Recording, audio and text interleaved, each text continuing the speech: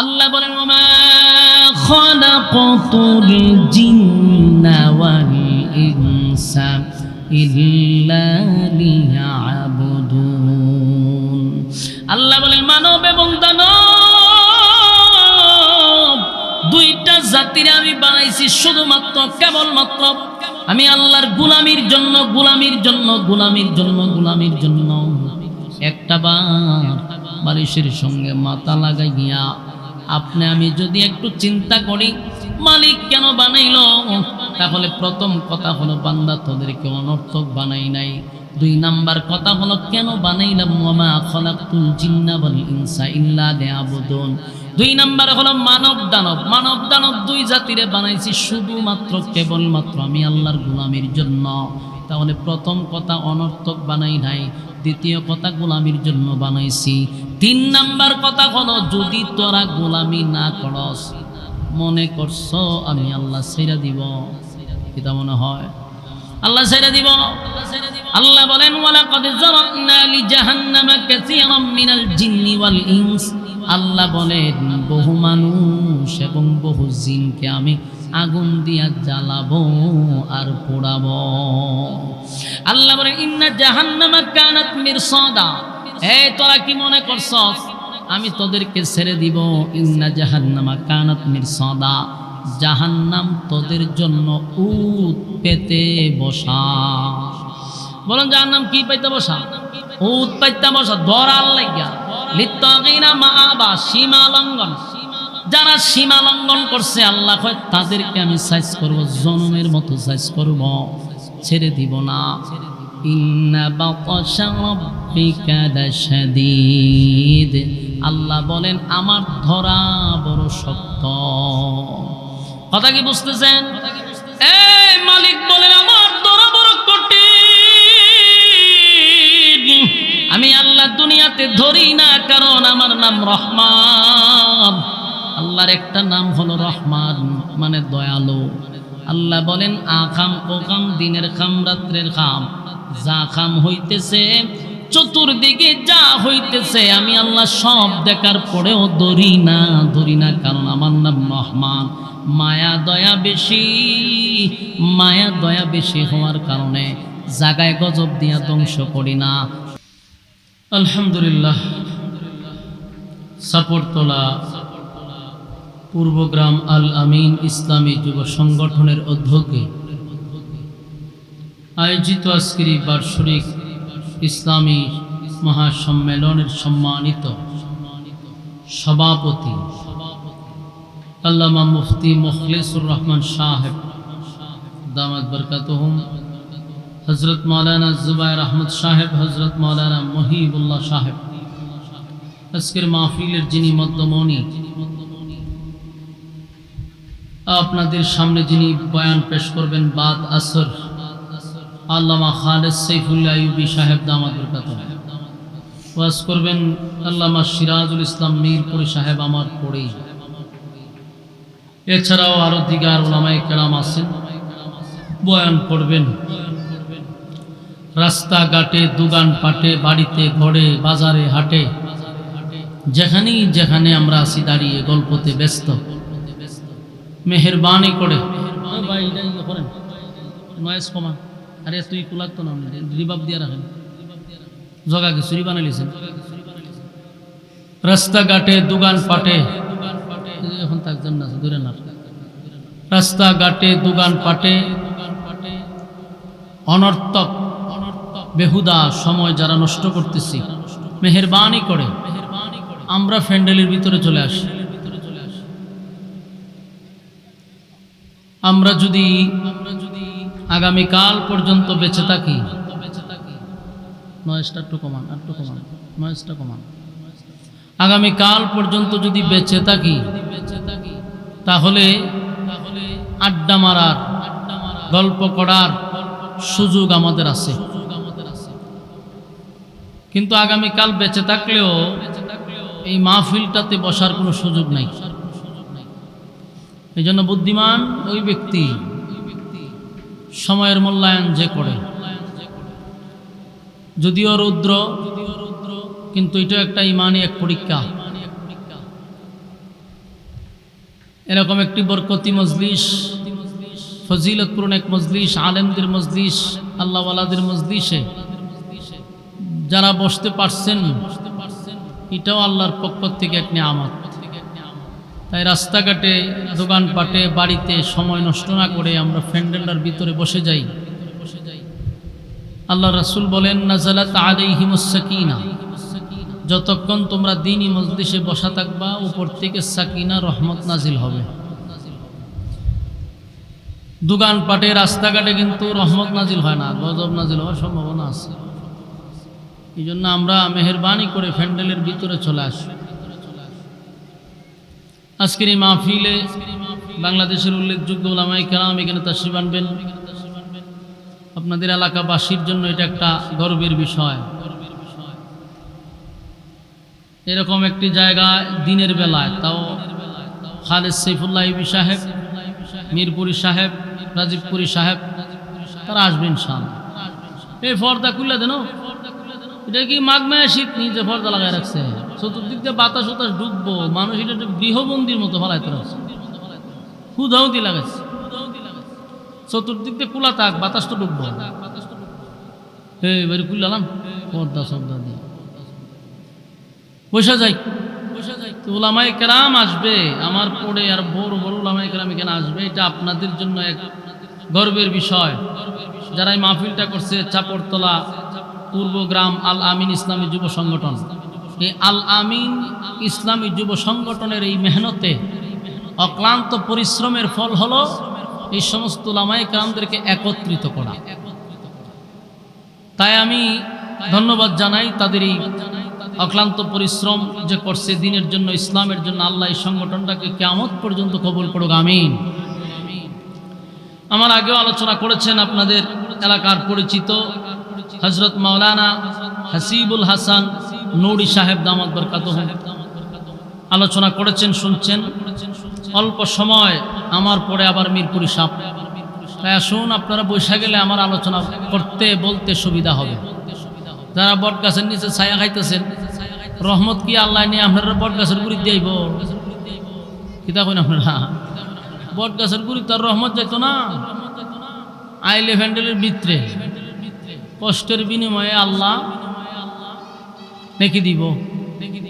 মেহেরবানি করে আমরা বয়ে যাই প্যান্ডেলের ভিতরে।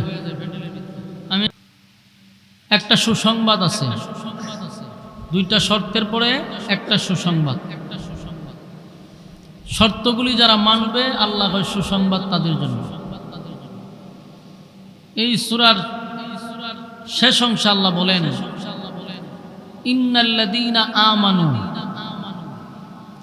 ওয়া আমিলুস সালিহাত। এই যে এখানে দুইটা শর্ত আল্লাহ বলেন, তোমরা যদি, এক নাম্বার শর্ত, ইন্নাল্লাযীনা আমানু, তোমরা যদি ঈমান আনো। এক নাম্বার শর্ত, যদি তোমরা ঈমান আনো। দুই নাম্বার শর্ত, ওয়া আমিলুস সালিহাত, তোমরা যদি নেক আমল করো। তাহলে প্রথম শর্ত ঈমান, দুই নাম্বার শর্ত নেক আমল। ঈমান এবং নেক আমল যদি, এই দুইটা শর্ত যদি আমরা মানতে পারি, তাহলে আল্লাহ রাব্বুল আলামিন বলেন, কানাত লাহুম জান্নাতুল ফিরদাউসি নুজুলা। দেখেন, দুই শর্তের বিনিময়ে আল্লাহ বলেন সর্বোচ্চ জান্নাত, সবচেয়ে ভিআইপি জান্নাত, যে জান্নাতের নাম হলো জান্নাতুল ফিরদাউস। আল্লাহ কয় দুই শর্তের বিনিময়ে জান্নাতুল ফিরদাউস তোমাদেরকে দান করব। শুধু দান করবেই কথা বলেন, আল্লাহ বলছেন আমি মেহমানদারি করাবো। আল্লাহ নিজে মেজবান হবে, বান্দাদেরকে মেহমান বানাবে। যৎকান শৈল্য শক্তি আছে, যৎকান শক্তি দেখুন, সুবহানাল্লাহ। এটা চারটিখানি কথা না, দুই শর্তের বিনিময়ে আল্লাহ আমাদেরকে জান্নাতুল ফিরদাউসের মেহমান বানাবে। তাহলে মেহমান হইতে গেলে শর্ত কটা? বিনা শর্তে আল্লাহ এটার মেহমান বানাবে না। তাহলে প্রথম শর্তটাই হলো ঈমান। প্রথম শর্ত ঈমান আনতে হবে। আল্লাহ ঈমান এবং নেক আমল, এই দুইটাই হলো তোমার অস্ত্র। যাররা পরিমাণ লয়েও যাইতে পারো, মানে যাররা পরিমাণ ঈমান লয়েও যদি কেউ কবরে যায়, তাহলে এই লোকটা কি পাবে? যে একটা সময় আল্লাহ তার জান্নাত দেখাবে, জান্নাতের ঘ্রাণ পাবে, শাস্তি হবে, কিন্তু এরপরেও একদিন জান্নাত দেখাবে, জান্নাতের ঘ্রাণ পাবে, বসবাস করতে পারবে। কিন্তু ইমানই যদি না থাকে সব শেষ, অনন্তকাল। এই জন্য ইমানকে বলা হয় অ্যাকাউন্ট। বলুন ইমানকে কি বলা হয়? অ্যাকাউন্ট। কিভাবে? মনে করেন ব্যাংকে গেছেন 1 লাখ টাকা নিয়ে, গিয়া যখন ম্যানেজার সাহেব আমি 1 লাখ টাকা আসছি জমা দেওয়ার জন্য, আপনাকে জিজ্ঞাসা করবে আপনার অ্যাকাউন্ট নাম্বার বলেন। আপনি যদি তখন বলে আমার অ্যাকাউন্ট নাই, আপনার সুস্থ কইব না অসুস্থ কইব? ওই অ্যাকাউন্ট নাই তো আপনি টাকা কই জমা দিবেন? বলে আপনি জানা মনে হচ্ছে জমা দিলাম। তাহলে আপনি যদি মানুষ সুস্থ বলবে না, ঠিক তেমনি ভাবে আপনাকে এই জায়গাতে যেমন সুস্থ বলা হবে না, কারণ আপনার মূল ধনই নাই, আপনি জমা দিবেন কোথায়? এই জন্য আপনাকে মানুষ পাগলও বলতে পারে, অথবা আপনাকে এখান থেকে তাড়ায়া দিতে পারে পাগল বইলা। অ্যাকাউন্ট নাই, আপনি টাকা জমা দিবেন কোথায়? যদি অ্যাকাউন্ট থাকে তাহলে আপনি টাকা জমা দিতে পারবেন। ঠিক তেমনি ভাবে ইমান যদি না থাকে, তাহলে নামাজ, রোজা, হজ, যাকাত যা কিছু করেন জমা রাখবেন কোন? ইমানত তুই না। ইমান না থাকলে নামাজের কাজ হবে না।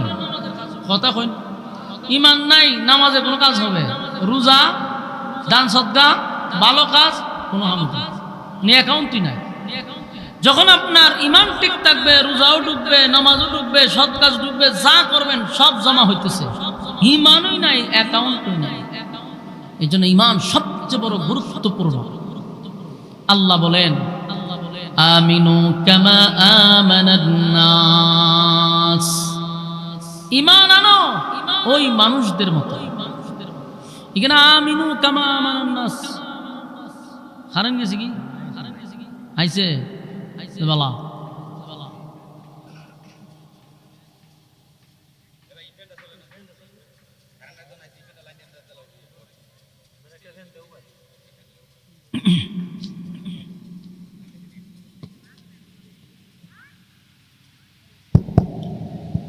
আল্লাহ বলে ইমান আনো ওই মানুষদের মতো।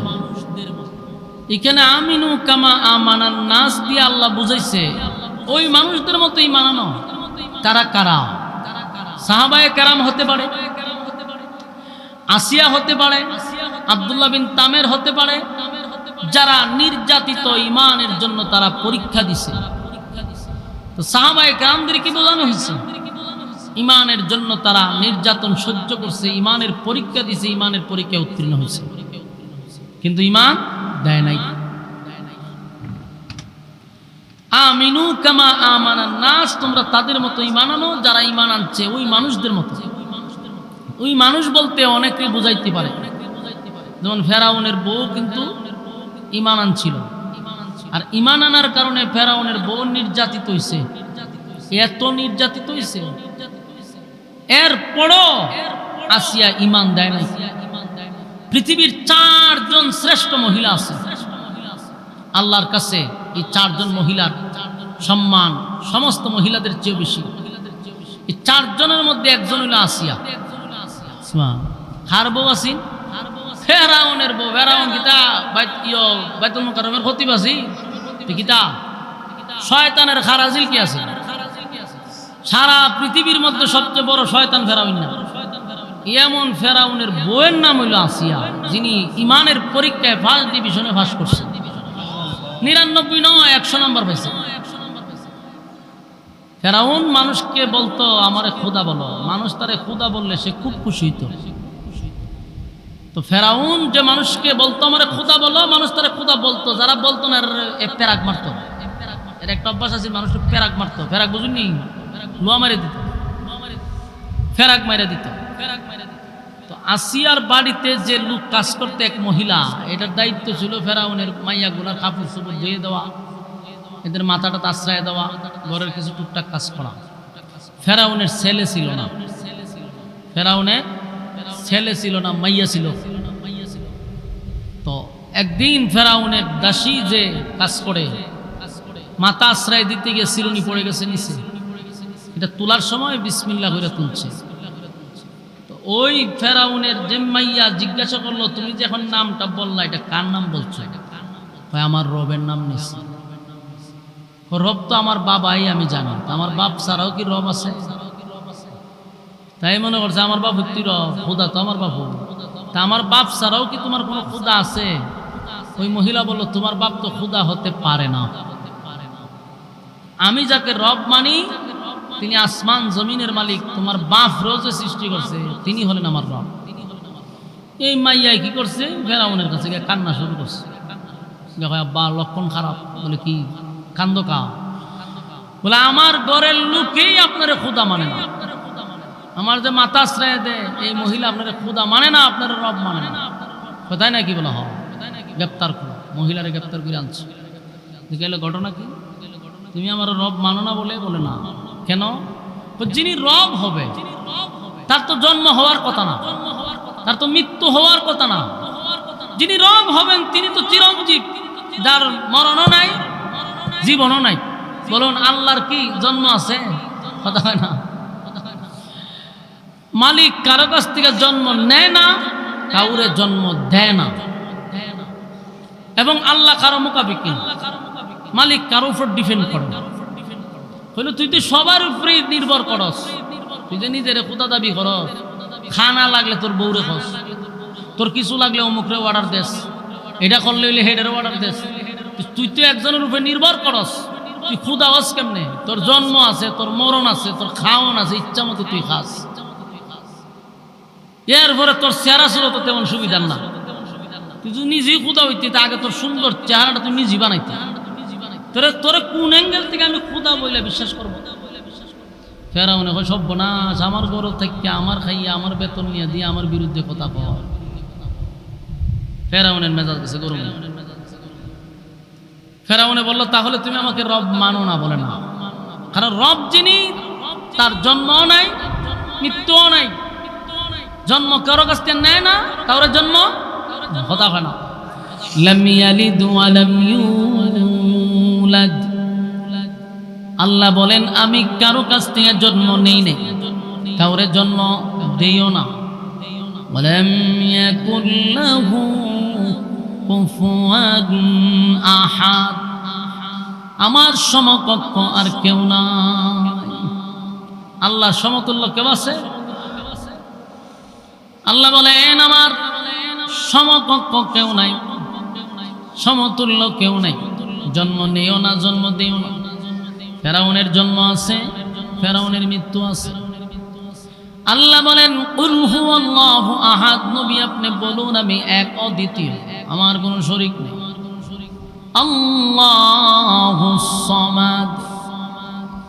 আল্লাহ কারো কাছে কি মুকাফিক, কি কথা হয় না, কারো উপরে ডিপেন্ড করে না।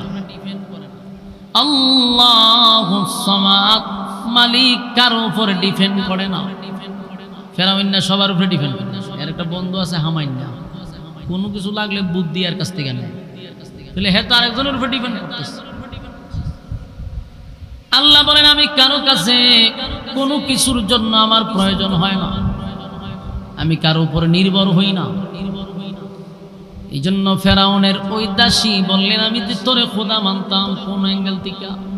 কোন অ্যাঙ্গেলে তো আমার মনে হয় না যে তুই খোদা। তোরে কেমনে মানো? ফেরাউন না শাস্তির ব্যবস্থা করছে। কি শাস্তি? ওই মহিলার যতগুলা বাচ্চা আছে সবগুলোর দূরে আনছে। মহিলার যতগুলা ছেলে মেয়ে আছিল সবগুলোর দূরে আনছে না, হয় সব তীরে মেরালাম। এরপরে যদি খোদা না মানুষ চিন্তা করেন তো দি খোদা কি জালেম হয়? নাউজুবিল্লাহ, খোদা কি জালেম হয়? ফেরাউন তো জালেম। হেরে খোদা মানে না দেখতে, হ্যাঁ তোর বাচ্চা খাইতো সব মেরালাম বেরিয়ে। শেষে করলো কি, তেল বিশাল এক কড়ার মধ্যে তেল ডালছে। তেলগুলার এত গরম করছে, গরম কইরা মারে বলতেছে যে এখনো সময় আছে, একটা একটা বাচ্চা দইরা তেলের মধ্যে ছেড়ে যান। বলুন তো দেখি আমি আপনার ইমান থাকবো? আপনারা আল্লাহর হলে আপনার ব্যাপারে আমার ইমান থাকবো কিনা আমার নিজেরই সন্দেহ। এরকম পরিস্থিতি হইলে আমরা কতক্ষণ টিকে থাকবো এটা আল্লাহ ভালো জানে। এই জন্য দোয়া করুন আল্লাহ এরকম পরীক্ষার সম্মুখীন আমাদেরকে আপনি কইরেন না, কারণ আমরা দুর্বল। এই পরিস্থিতিতে আপনার বাচ্চা যদি আপনার চোখের সামনে তেলে ছেড়ে দেওয়া হয়, বাবা হিসাবে আপনি ঠিক থাকতে পারবেন? আর মা তো পারবেই না। ফেরাউন এই মহিলার সামনে তার বাচ্চাটার টান দিয়া তেলের মধ্যে ছেড়ে দিচ্ছে। একটু কল্পনা করেন, নিজে নিজে কল্পনা করেন পরিস্থিতিটা কেমন। একটা মা তার ঈমান কত শক্তিশালী হইলে পরে এরপর দাঁড়ায় আছে। এক বাচ্চা সাথে সাথে মা যেইভাবে বাজি হয় বাচ্চাটা এইভাবে বাজি হয়েছে। কোন বর্ণনা আছে ৬০ জন ৮ জন মাইয়া ফুলাফান ছিল, সবগুলারে দৈরা এইভাবে তেলের মধ্যে ছাড়ছে। এরপরও জিগায় ফেরা হই না, ছাড়বি নি? মহিলা কয়, আমার চোখের সামনে একে একে দৈরা বাচ্চাগুলারে তুই তেলের মধ্যে সেরা বাজি করছিস। আমি মা হিসাবে আমার কষ্ট আছে, কিন্তু ইমানের কাছে এমন হাজার সন্তানকে জ্বালায়া দিলেও ইমান ছাড়বো না। এই জন্য আল্লাহ বলেন, আমিনু কামা আমানান নাস, ঈমান আনো ওই মানুষদের মতো যারা ঈমান আনছে। আল্লাহ রাব্বুল আলামিন হয়তোবা ফেরাউনের দাসীকে উদ্দেশ্য করতে পারে, একে একে একজন দুইজন নয়, সবগুলা সন্তানকে আগুনে জ্বালায়া দিল, পোড়ায়া দিল। এরপরেও ফেরাউন মহিলারে জিজ্ঞাসা করে, এই মহিলা, সবগুলো সন্তানকে আগুনে পোড়ায়া দিলাম, তেলে জ্বালায়া দিলাম, এবার বল তোর কোনো ইচ্ছা আসেনি? মহিলা ডাক দিয়া বলে, ফেরাউন আমার একটা ইচ্ছা আছে রে, আমারেও যখন তুই আগুনে জ্বালায়া দিবি, আমারে যখন আগুনে পোড়ায়া দিবি, জ্বালায়া দিবি, আমার মৃত্যুর পরে আমার বাচ্চাগুলির শরীরের অংশ, কঙ্কালগুলি আর আমার কঙ্কালগুলি, আমার শরীরের অংশ আমার বাচ্চাগুলির অংশ সবগুলি একত্রিত করে একটা জায়গার মধ্যে কবর দিবি। ফেরাউন কয়, এরকম ইচ্ছা কেন জাগলো? মহিলা বলে, কিয়ামতের ময়দানে আল্লাহ যখন ইসরাফিল আলাইহিস সালাতু ওয়াস সালামকে তৃতীয় সিংহায় ফুঁক দেওয়ার কথা বলবে, ইসরাফিল যখন সিংহায় ফুঁক দিবে রে, কাদা মাটির নিচ থেকে মানুষ উলঙ্গ অবস্থা হইয়া আবার দাঁড়াবে। যেই মালিক আমাদেরকে প্রথম জীবন দিছে সেই মালিক পুনরায় আমাদেরকে আবার জীবন দিবে। উলঙ্গ অবস্থায় মানুষগুলা কাদা মাটির নিচ থেকে দাঁড়াবে, যারে যেখানে কবর দেওয়া হয়েছে ওই মানুষটা সেখান থেকে দাঁড়াবে। সাপড়তলার মানুষ শাহজাহানপুর গিয়া দাঁড়াইতো না, হবিগঞ্জের মানুষ আয়া নাসিমনগর দাঁড়াইতো না। এই এলাকার মানুষকে যেখানেই কবর দেওয়া হয়েছে ঠিক ওই জায়গা থেকে সে দাঁড়ায়া যাবে রে।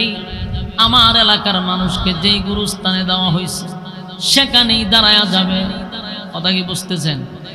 ওই ভোলা ভান্ডিরে দৌড়াই দিয়ান, একজন যান দৌড়াইতে যত কান যান, প্রয়োজনে 1 কিলোমিটার দৌড়াই যাইবেন। উঠে না কা ধরেন দূরে না, লুই ফেলেন আমাদের দূরে। কত বড় শয়তান তো হারিয়ে সাইরেছে, ডরায়ও না। কিয়ামতের আলামত তো এটা নিজে একটা কিয়ামতের আলামত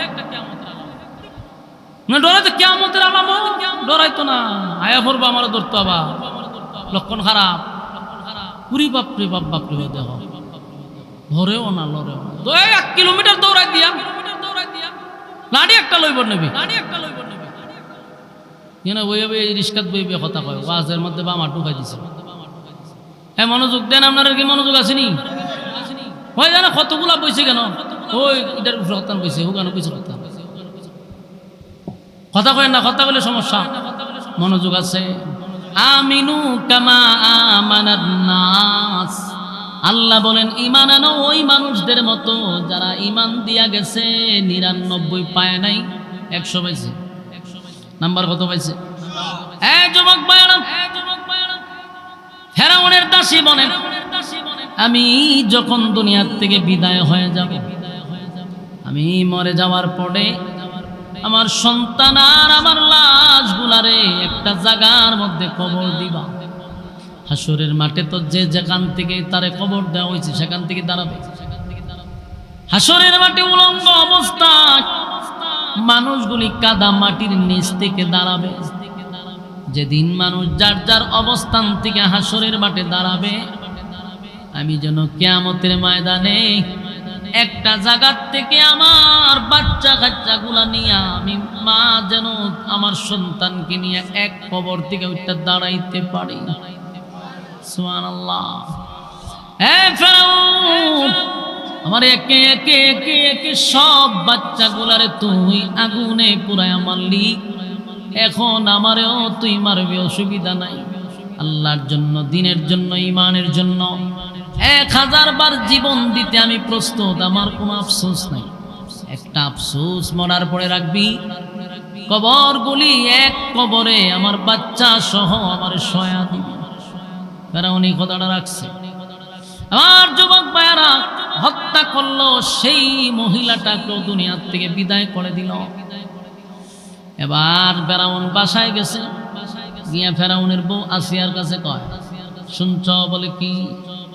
ওই যে আমাদের ঘরে কাজ করত মহিলাটারে মাইরা লইছে, বাচ্চা সহ সবগুলারে জ্বালাই দিছে। আসিয়া কয়, তুই তো একটা জালেম, তুই এটা করবি, এটা তোর দ্বারাই সম্ভব। জালেম হয় আরে ঘটনা ভিন্ন। বলে কি? বলে আমারে খুদা মানে না, খুদা মানে না দেখিয়া আমি মেরে লিছি, বহুত চেষ্টা করছি, কিন্তু হ্যাঁ আমার খুদা মানে।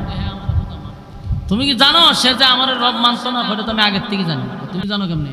বলে হ, এটা তো আমিও জানি, তোর তো আমিও খুদা মানি না। পাইছিনি খবর? তোর তো আমিও খুদা মানি না। ফেরাউন সর্বনা, খুদার বউ যদি খুদিয়ে খুদা না মানে, ইজ্জত আমার তাকে কোন? তুই কথা তুমি আগে কোন আগে, তুমি তো আমার খুদা মানো না। বলে না, তোরে তুমি কোনোভাবেই খুদা মানতে পারি না, এটা জালেম। ফেরাউন না ঘর থেকে একটা দৌড় মারছে, মাইরে গেছে হামাইনার দ্বারা। দুষ্ট ঘটনা ঘটছে। বলে কি? ঘরের মধ্যে আগুন লাগছে। কি আগুন? বলে আমার খুদিয়ে আমার খুদা মানে। একটা কথা ইয়াদ রাখবেন, পৃথিবীতে যত নেতা আছে, নেতারা কিন্তু এতটা খারাপ না যতটা বদমাইশ হয় সাইমসাগুলি। সবসময় দেখবেন নেতার সাথে যে সাইমসাডিটা হয়, এটি বদমাইশ, এটি খুব মারাত্মক খারাপ থাকে। নেতা এত খারাপ না। ফেরাউন না গেছিল হামাইনার লগে পরামর্শ করতে, যে আমার বউ যে আমার খুদা মানে না, এখন আমি কি থাকবো? এখন তো মান সম্মান টানাটানি, আমি যে আরেকজনে মেরে নিলাম আমার খুদা মানা না মানার কারণে। বউ তো আর মারতে পারি না, বউ তো খুদা মানে না। কিন্তু দেখেন হামাইনা কি কয়, হামাইনা কয়, দোস্ত নরম হইস না, নরম হইস না, নরম হইস না। খুদার বউ খুদি, সে যদি তোরে খুদা না মানে তাহলে ইজ্জত থাকবো? ওইটা তো দুস্থ কথা। ঠিক, তখন কি করতে হবে? হয় এক কাজ কর, আসিয়ারে কঠোর থেকে কঠোর শাস্তি দিতে। ওই বন্ধু হয়ে দিছে, ফেরাউনের বন্ধু আমান্না হামান বইলা দিছে কঠোর থেকে কঠোর শাস্তি দিতে। ফেরাউনের বন্ধুর কথা শুনছে, আসিয়ারও গ্রেপ্তার করছে। বাদশার বউ গ্রেপ্তার করলো। গ্রেপ্তার করে করে দোস্ত কি শাস্তি দিতে পারি? আমান্না আবার বুদ্ধি দেয়, আসিয়ারে প্রচন্ড রুদ্রের মধ্যে বালুর মধ্যে উলঙ্গ করে শোয়ায় রেখে দাও। আমার যুবক বায়না, আসিয়া সাধারণ কোনো মহিলা না, সাধারণ কোনো মহিলা না। যে আসিয়া মুসা আলাইহিস সালাতু ওয়াস সালামকে লালন পালন করে বড় করছে, মার মতো লালন পালন করছে, নিজের কুলে নিছে, খাওয়াইছে, মুসা পয়গম্বরের মা হিসাবে কাজ করছে। আর আসিয়া সাধারণ কোনো মহিলা না। ফেরাউনারে বুদ্ধি দিছে বন্ধুয়ে, ও বালুর মধ্যে শুয়াইয়া উলঙ্গ করে রাখলে শরমে লজ্জা ইমান ছেড়ে দিব। ফেরাউনা নিজের বিবিরে বন্ধুর কথায় ওই মরুভূমির বালুর মধ্যে হুতায় রাখছে, উলঙ্গ করছে, কাপড় সরাইয়া দিচ্ছে। আসিয়া একটা চিৎকার দিয়া বলে, মালিক, আমার স্বামী হইয়া এতগুলা মানুষের সামনে আমার ইজ্জত নষ্ট করছে। আল্লাহ, আমার ইজ্জতের বিনিময়ে আপনি আমাকে আপনি ইমানের হেফাজত করেন, আমি যেন ধৈর্য ধারণ করতে পারি। আল্লাহ জালেমের জুলুম থেকে আপনি আমার হেফাজত করেন, আমার ইমানের হেফাজত করেন। এই জালেম শোয়া দিছে, উলঙ্গ করছে। আসিয়া এই অবস্থায় এর ফরজন ইমান ছাড়ে না। দেখো দুস্থ, তোর কথায় উলঙ্গ করলাম, আমার বউ তো কালেমা ছাড়ে না, আমার খুদা এখনো মানে না। এক কাজ কর, আসিয়ারে দুই ফাও দুই হাত পেরাক মার, নাউজুবিল্লাহ। ওই বন্ধু অর্ডার দিতেছে, ফেরাউন না ফেরাক মারছে, হাতে পায়ে কাঠের সাথে ফেরাক মারছে। চিন্তা করছে আসিয়ার হাতের মধ্যে পেরাক মারছে, এখানে মারছে, পায়ে মারছে। পেরাক মারার পরেও কালেমা ছাড়ে না, কালেমা ছাড়ে না। ফেরাউন রে খোদা মানে না। ফেরাউন আবার গেছে, কেউ দুস্ত ফেরাগো মারলাম, আমার খোদা হনো মানে না। আমার না হয়তো এক কাজ কর দোস্ত, বেলির দিয়া সামরাড়ি সব তিলালাম। নাউজুবিল্লাহ। আল্লাহ বলেন আমিনু কামা আমানান নাস, তোমরা ওই মানুষদের মতো ঈমান আনো। ওই মানুষ আসিয়া হতে পারে। হামানের কথায় ফেরাউন আসিয়ার শরীর থেকে বেলির দিয়া চামড়া টাইনা তুলতে, আমি বুঝেননি চামড়াটি তুললে কিরম লাগবো, তাও প্রচন্ড রুদ্র বালুর মধ্যে। আসিয়ার শরীরের চামড়াগুলি টেনে টেনে টেনে টেনে সিরা হচ্ছে। আসিয়া একটা চিৎকার দিয়া বলে, মালিক, এত বড় নির্যাতনের মধ্যেও যেন আমি আপনাকে না বলি, আল্লাহ আমার ইমানের হেফাজত করেন। সুবহানাল্লাহ। চামড়া টাইনে টেনে তুলতেছে। এরপরে চামড়া তোলার পরেও ফেরাউনকে খোদা মানে না। হামাইন্নারে গিয়ে দুস্থ চামড়াও তুললাম, কিন্তু এখনো কালেমা ছাড়ে না। হামাইন্না হয় দুস্থ এক কাজ কর, মাইরালা, তুই মাইরিলে বি শাস্তিটা দিলে গেলে কথা বুঝতেছেন নি? মাইরালা রেখে লাভ নাই, ভাইরাস থাকলে সমস্যা, তোরে খোদা না মানলে জামাল আছে, বিয়ার একটা করা মনে মাইরালা। ওই বন্ধু অর্ডার দিচ্ছে। ফেরাউন একটা পাথর লইছে, বড় পাথর লইয়া আসিয়ার সামনে কে, আসিয়া রে তোরে মাইরালাম, অহন তুই তো আমার খোদা মানলি না, তো মাইরালাম না। আসিয়া দেহে মুস্কি মুস্কি আসতেছে। সুবহানাল্লাহ। বাড়ি দিয়া হাসে। ফেরাউন না পাথরটা তুই এখন তো তুই মারা যাবি, মৃত্যুর সময় মিথ্যা কথা কইস না। আসিয়া ক এই পরিস্থিতিতে তুই মুস্কি মুস্কি হাসস কেন? এই মুহূর্তে তোর হাসি আইলো কিভাবে? আসিয়া কই, ফেরাউন রে আমি যা বললে তুই তো বিশ্বাস করবি না। বলে না করবো, ক আমার চোখের সামনে আমি আল্লাহর তৈরি জান্নাত দেখতেছি, আনন্দ আমি হাসতেছি। আসিয়া চিৎকার দিয়া বলে, মালিক, জালেমের জুলুম থেকে আপনি আমার হেফাজত করেন, জালেমের জুলুম থেকে আপনি আমার হেফাজত করেন। আল্লাহ, আমি আর বরদাস্ত করতে পারি না। আমার মানুষের সামনে ফেরাউন উলঙ্গ করলো। আল্লাহ, আমার যে নির্যাতন করতেছে, আপনার জান্নাতে আমার একটু জায়গা করে দেন। আসিয়ার ইন্তেকালের আগে আমার আল্লাহ আসিয়ার জান্নাত দেখায়া দিছে। এই জন্য আসিয়া আসে। ফেরাউন পাথর মারছে মাথার মধ্যে, এত বড় পাথর মাথার মধ্যে মারার সাথে সাথে ফেরাউন আসিয়ারে হত্যা করলো। আসিয়া শাহাদাত বরণ করলো। এরপরও আসিয়া ঈমান দেয় না। এই জন্য রাসূল বলেন, আমার জান্নাতে যার সঙ্গে বিবাহ হবে ওনার নাম হলো আসিয়া। জান্নাতে নবীর সঙ্গে আরেকজন মহিলার বিবাহ, পৃথিবীর শ্রেষ্ঠ মহিলার মধ্যে আরেকজন হলো হযরত মরিয়ম আলাইহিস সালাতু ওয়াস সালাম। সুবহানাল্লাহ। আমার যুবক ভাইরা, জান্নাতি শ্রেষ্ঠ মহিলার মধ্যে হযরত মরিয়ম, হযরত আসিয়া, এরা জান্নাতি শ্রেষ্ঠ মহিলা। আরেকজন হলো আম্মা জান খাদিজা, আরেকজন হলো ফাতেমা, রাসূলের কলিজার টুকরা মেয়ে। এই চারজন হলো পৃথিবীর শ্রেষ্ঠ মহিলাদের মধ্যে অন্যতম। তাই আসিয়ার বউ ঈমান দিয়া ঈমানের পরীক্ষা দিয়া ফার্স্ট ডিভিশনে পাস করছে। আল্লাহ বলেন, আমিনু কামা আমানান নাস, তোমরা তাদের মতো ঈমান আনো। এক নাম্বার যদি ঈমান আনো,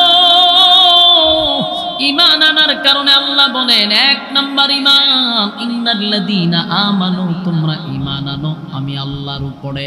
আল্লাহ ছাড়া কারো সামনে মাথা নত করব না, আল্লাহ ছাড়া কারো কাছে চাইব না। আমরা যারে খোদা মানি উনি আমাদের সব কিছু দেনেওয়ালা। খোদা হয় না? সব দিতে পারেনি, সন্তানটা আল্লাহ দিতে পারে না, পোলাপান আল্লাহ দিতে পারে না, এটা আল্লাহ ফিররে বলতে ক্ষমতা চালাইছে। হ্যাঁ, সব বাচ্চা কাচ্চা তো ফিররা দেয়, আল্লাহ বাচ্চা কাচ্চা দিতে পারে না। নাউজুবিল্লাহ। সব কিছু আল্লাহ দেয়, এটা আমার ইয়াকিন, এটার নাম ঈমান। কথা বুঝতেছেন? কোন বাবায় কোন মাজারে আমার সন্তান দিতে পারে না, যদি দেয় তিনির নাম কে? আল্লাহ দেয়। কোন পীর ফকির আমার সন্তান দিতে পারে না, আল্লাহ সন্তান দেয়, এটা ইয়াকিন থাকতে হবে, এটার নাম ঈমান। কথা বুঝতেছেন? ঈমানের পরীক্ষায় উত্তীর্ণ হতে হবে। এ যুবক ভাইয়েরা, সাপোর্ট তোলার ভাইয়েরা, যদি আমরা নিজেদেরকে ঈমান দাবি করি, ঈমানদার দাবি করি, তাহলে অবশ্যই অবশ্যই আমাদের উপরে ঈমানের পরীক্ষা হবে, ঈমানের পরীক্ষা হবে। এখন পরীক্ষাটা ঈমানের পরীক্ষা। কাউরে আল্লাহ গরিব বানায়া পরীক্ষা করে, কাউরে আল্লাহ গরিব বানায়া পরীক্ষা করে, আবার মালিক কাউরে ধনী বানায়া পরীক্ষা করে, আবার মালিক কাউরে মুসিবত দিয়া পরীক্ষা করে, আবার মালিক কাউরে সব সময় রোগে আক্রান্ত করে রাখে, অসুখ বিসুখ দিয়া পরীক্ষা করে। এখন আপনি যদি গরিব হন, তাহলে বুঝে নিতে হবে মালিক আমারে সাবজেক্ট এটা দিছে, আমি গরিব অবস্থায় আল্লাহর ঈমানের পরীক্ষায় আমার ফাঁস করতে হবে। গরিব হালতের তাইকে আপনাকে বলতে হবে আলহামদুলিল্লাহ। কথা কয় না? কারণ সাবজেক্ট আপনার এটা, এই গরিবী হালতে তাইকে ঈমানের পরীক্ষায় ফাঁস করতে হবে। কাউরে আল্লাহ কোটি কোটি কোটি কোটি টাকার মালিক বানাইছে, বুঝতে হবে তার সাবজেক্ট হলো ওইটা। সে ধনী অবস্থায় ঈমানের পরীক্ষা দিবে, ঈমানের পরীক্ষা দিবে। কাউরে মুসিবত দিছে, ধৈর্য ধারণ করে ঈমানের পরীক্ষা দিবে। অসুস্থতা সব সময় লাইগা থাকে, সেখানেও ধৈর্য ধরতে হবে, কারণ এটা ঈমানের পরীক্ষা। ঠিক নেই? আমার যুবক ভাইরা, এই ঈমানের পরীক্ষা হবে গো। তাই গরিব অবস্থায় থাকলেও মালিকের শুকরিয়া আদায় করতে হবে, ধনী হইলেও মালিককে ভোলা যাবে না, মুসিবত আসলেও ধৈর্য ধরতে হবে, কারণ আমার মালিক পরীক্ষা নিবে। কারণ প্রত্যেকটা মানুষ নিজেকে ঈমানদার যতদিন দাবি করবেন, ততদিন আপনার উপরে পরীক্ষা আসবে। কেউ পরীক্ষা না দিয়া জান্নাতুল ফেরদাউসের মেহমান হতে পারবেন না। ঠিক নেই? আল্লাহ কয়েন ইন্নাল্লাযীনা আমানু ওয়া আমিলুস সালিহাতি কানাত লাহুম জান্নাতুল ফিরদাউসি নুজুলা। আমি তো তোমাদেরকে দুইটা শর্তের বিনিময়ে জান্নাত দিব রে। শুধু কি জান্নাত দিব? হের দূরে লয় না করে আমাদের কি এক আজীব জায়গাতে আল্লাহ বানায় সেটা কথা হয়। হ্যাঁ, মনোযোগ আছেন আপনারা?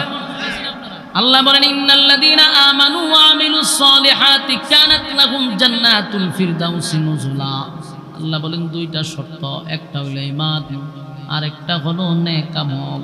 এই দুইটা শর্তের বিনিময়ে আমি কানাত লাহুম জান্নাতুল ফিরদাউসি নুজুলা, বান্দারে আমি তোদেরকে জান্নাতুল ফিরদাউস সর্বোচ্চ জান্নাতের মেহমান বানাবো। মেহমান বানাবো দুইটা শর্তে, দুইটা শর্তে, বিনা শর্তে না। যদি ঈমান আনো আমি আল্লাহর উপরে, দুই নাম্বার হলো নেক আমল। দুই নাম্বার কি? দুই নাম্বার হলো নেক আমল। এই যে আপনারা বসছেন, এটা নেক আমল। প্রচন্ড গরম, এত গরম, এত গরম, প্রচন্ড রৌদ্রের মধ্যে আপনারা এই জায়গায় বসে আছেন।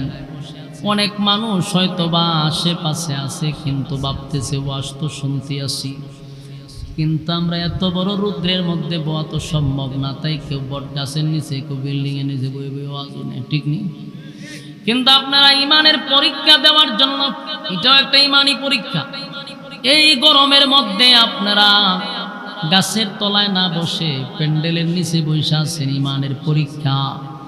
আল্লাহ বলেন বান্দারে আমি প্রত্যেকের কাছ থেকে পরীক্ষা নিব, এটাও একটা নেক আমল।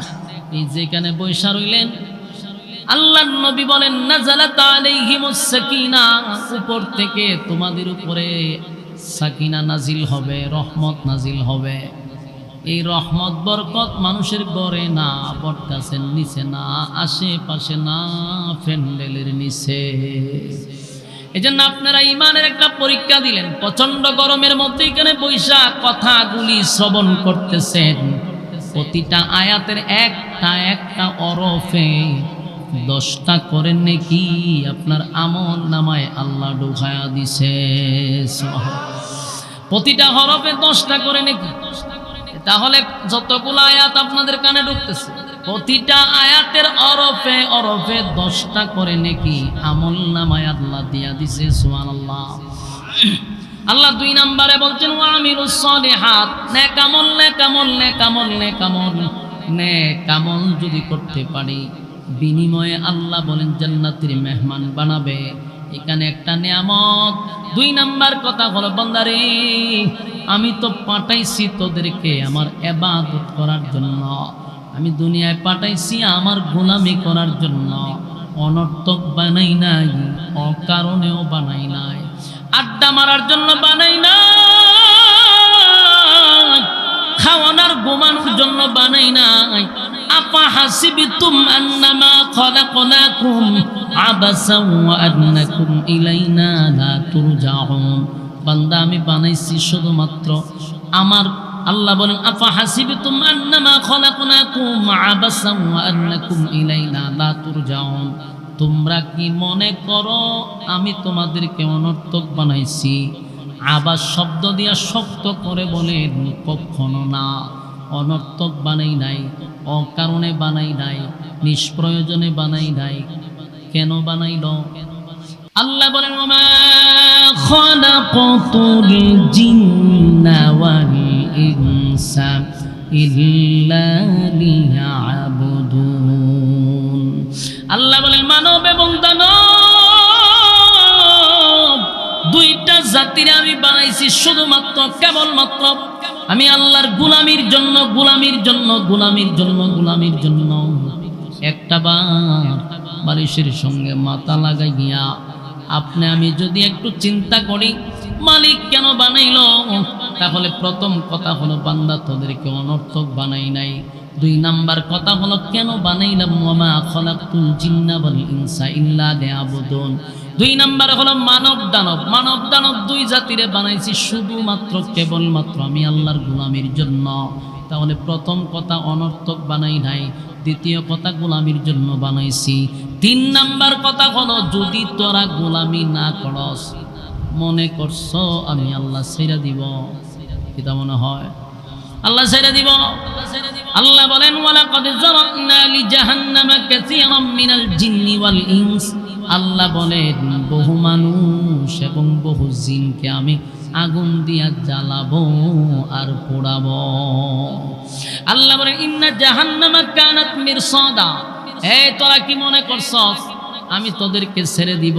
ইন্না জাহান্নামা কানাত মিরসাদা, জাহান্নাম তোদের জন্য উট পেতে বসা। বলেন জাহান্নাম কি পাইতে বসা? উট পাইতে বসা, ধরার লাগিয়া।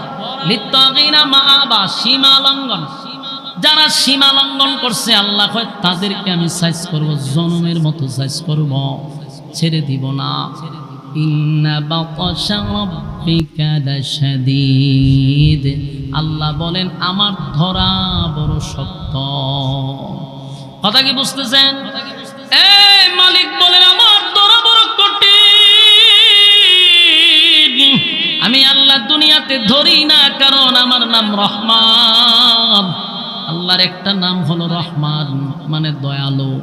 আল্লাহ বলেন আখাম ওখাম, দিনের খাম রাত্রের খাম, যা খাম হইতেছে চতুর্দিকে যা হইতেছে আমি আল্লাহ সব দেখার পরেও ধরি না, ধরি না, কারণ আমার নাম রহমান। মায়া দয়া বেশি, মায়া দয়া বেশি হওয়ার কারণে জাগায় গজব দিয়া ধ্বংস করি না, জাগায় ঠাড়া ফালায়া মারি না, কারণ আল্লাহর একটা নাম রহমান। কিন্তু আল্লাহ বলেন এই দুনিয়া ক্ষণস্থায়ী, ক্ষণস্থায়ী, ক্ষণস্থায়ী, ক্ষণস্থায়ী, চিরস্থায়ী না। যেই চিরস্থায়ী পরকালের বিচার যেদিন শুরু হবে, সেদিন আমার নাম রহমান থাকবে না। সেদিন আমি আল্লাহ রূপ ধারণ করব, কাহার রূপ ধারণ করব। লিমানিল মুলকুল ইয়াউম লিল্লাহিল ওয়াহিদিল কাহার। আল্লাহ বলেন কাহার রূপ ধারণ করলে মায়া দয়া থাকবে না। বেঈমানের জন্য, নাফরমানের জন্য কোনো মায়া দয়া থাকবে না। সেদিন আল্লাহর ভয়ে তরতর করে কাঁপবে গো। এমনকি নবী রাসূল পর্যন্ত আল্লাহর তর্জন আর গর্জনে কাঁপতে থাকবে, ভয়ে কাঁপতে থাকবে। শুধু আমার নবী বাদে আদম নবীর থেকে ঈসা রূহুল্লাহ পর্যন্ত সব নবীরা বলবে ইয়া রাব্বি নাফসি নাফসি নাফসি নাফসি নাফসি। সব নবীরা ইয়া রাব্বি নাফসি বলে চিৎকার দিবে, কিন্তু আমার নবী সেখানে বলবে ইয়া রাব্বি উম্মতি। যুবক ভাইরা, তাহলে স্পষ্ট বুঝতে পারলাম প্রথম কথা, আফা হাসিবতুম আন্নামা খালাকনাকুম আবাসান ওয়া আন্নাকুম ইলাইনা লা তুরজাউন। আল্লাহ বলেন অনর্থক বানাই নাই, ও কারণে বানাই নাই। দুই নাম্বার কথা, ওয়ামা খালাকতুল জিন্না ওয়াল ইনসা ইল্লা লিয়াবুদুন। মানব দানব বানাইছি শুধুমাত্র কেবলমাত্র গোলামির জন্য। তিন নাম্বার হলো গোলামি যদি না করস, ইন্না জাহান্নামা কানাত মিরসাদা। নিশ্চয়ই জাহান্নাম তোদের জন্য উৎ পেতে বসা। তাহলে এখান থেকে বুঝলাম আল্লাহ কি আমরা সাইরা দিব? হ্যাঁ, কথা কই না দি সাইরা দিব নি না? জনমের মতো সাইজ করব, সাইজ করব। সম্মানিত শুধু আপনারা দীর্ঘক্ষণ সময় এই যে একটা প্রচন্ড গরম, গরমের মধ্যেও প্রচন্ড গরমের মধ্যে আপনারা এখানে বৈশা কথা শুনতেছেন। আশপাশে অনেক মানুষই আছেন, কিন্তু এই রৌদ্রে আয়সা বৈশা কথা শুনতে চাচ্ছে না। কিন্তু এরপরে যারা বসছেন, আল্লাহ দুনিয়া আখিরাতে সম্মান দান করুন। আমাদের কাঙ্ক্ষিত মেহমান, তাফসীর জগতের এক কিংবদন্তি। আমারও যদি কেউ নাম্বার দিতে বলে হুজুর আচ্ছা পঞ্চান, সারা বাংলাদেশের মধ্যে তাফসীরের মধ্যে কারা নাম্বার দিবেন, আমি বলে এক নাম্বারও যদি কাউকে দেওয়ান লাগে, এটা হলো আল্লামা সিরাজুল ইসলাম মিরপুর সাহেব। আমার গবেষণায় তাফসীর কারে কয় এবং কত প্রকার ও কি কি, একমাত্র উনারে দেখলে, উনার ওয়াজ শুনলে আপনি বুঝতে পারবেন বিষয়বস্তু কিভাবে খণ্ড খণ্ড খণ্ড কইরা করে মানুষকে ফানির মতো যিনি বুঝায়। উনার নাম হলেন সিরাজুল ইসলাম মিরপুর। সোশ্যাল মিডিয়ার কল্যাণে হয়তো বা অনেকে দূর দূরান্তের মানুষ না চিনতে পারে, কিন্তু হবিগঞ্জের মাটিও মানুষ আল্লাহর বন্দরে চিনে। এবং তাফসীরের ক্ষেত্রে যদি কাউরে মানতে হয়, এক নম্বরে ওনাকে মানতে বাধ্য। যে আলেম যারা, এরা বুঝতে পারবেন যে ওয়াজ কারে কয় কত বড়। আমার গবেষণা আমি যতটুকু বুঝছি, তো হযরত আমার সামনে আইসা বসে রইছে। আমি এতটুকুই বলবো, গাছতলায় বাসতলায় যেখানেই থাকুন, রৌদ্র হোক আর জড়াই হোক, ইমানের পরীক্ষা চলতেছে মুমিনের উপরে। এই যে আপনারা এখানে বসে রয়েছেন, এই রৌদ্র যেটা দেখতেছেন আপনারা, এই পৃথিবীর থেকে 9,30,00,000 মাইল দূরত্ব সূর্যটা, এটার তাপ আমরা সহ্য করতে পারতেছি। আর যখন একেবারে কাছে চলে আসবে, চিন্তা করেন। এই জন্য এই দিক খেয়াল করে হুজুরের বয়ানটা আমরা দিলের কান লাগায় শ্রবণ করব, খুরাক পাবো। আমরার বয়ান থেকে কোনো খুরাক পাইতেন না, হুজুরের বয়ান থেকে খুরাক পাওয়া যাবে। আল্লাহ তাআলা হুজুরের হায়াতে আমলে বরকত দান করুন, সকলে আমিন বলুন। ইনশাআল্লাহ হুজুর আপনাদের সামনে এখন কথা বলবে। আপনারা যারা আছেন ঝটপট চলে আসেন। আসসালামু আলাইকুম ওয়া রাহমাতুল্লাহ।